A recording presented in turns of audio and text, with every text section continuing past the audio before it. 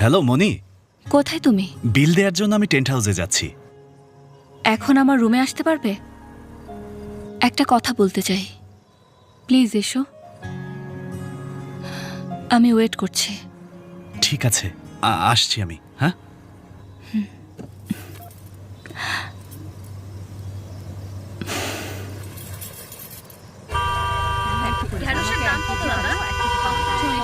এই শঙ্কর, কি হলো?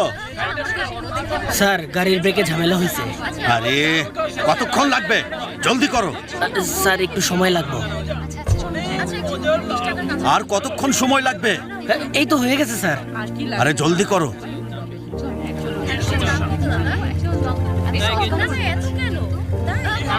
কিছুই তো বুঝতে পারছি না।